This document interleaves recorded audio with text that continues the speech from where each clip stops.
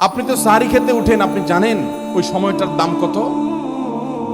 আমরা বেশিরভাগ মানুষ জানি না ভোর রাতের এই সময়টার দাম কত।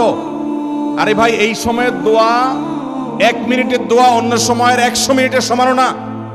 অন্য সময়ের 100 মিনিটও এই ভোর রাতের 1 মিনিটের সমান না। এত মূল্যবান সময়।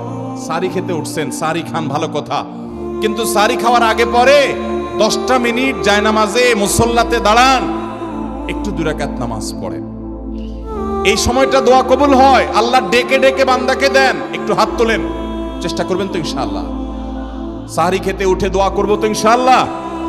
আপনার বাসার এক কোণায় চলে যাবেন, একটু আলো আধারিতে চলে যাবেন, সেখানে গিয়ে বসে আল্লাহর কাছে একটু কথা বলবেন।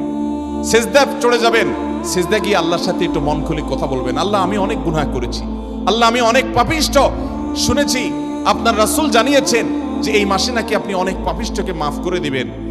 আল্লাহ, আপনি নাকি অনেক জাহান্নামে যাদের নাম চলে গেছে জাহান্নামী তালিকাভুক্ত, তাদেরকে মুক্ত করে জান্নাত দিয়ে দিবেন, আপনি নাকি ওয়াদা করেছেন। আল্লাহ, আমাকে একটু তাদের মধ্যে শামিল করে দেন। আল্লাহ, আপনি দিলে আপনার কোনো অভাব হবে না। আল্লাহর সাথে একটু কথা বলা, মুনাজাত করা ভোর রাতে করার চেষ্টা করবো তো ইনশাআল্লাহ? ঘরের এক কোণায় চলে যাবেন, সাহারিটা আগে আগে খেয়ে শেষ করবেন। আজানের এখনো 15 মিনিট বাকি। চলে যান এক কোণায়, উজু করে দাঁড়ায় যান 2 রাকাত নামাজে। চলে যান সিজদায়, একটু দোয়া করেন। নিরিবিলি জায়গা যদি বাসায় না থাকে, ছাদে চলে যান, মসজিদে আগে চলে যান, এক কোণায় চলে যান। এই সময়ের 10টা মিনিট অন্য সময়ের ঘন্টার চাইতে মূল্যবান। চেষ্টা করবো তো ইনশাআল্লাহ?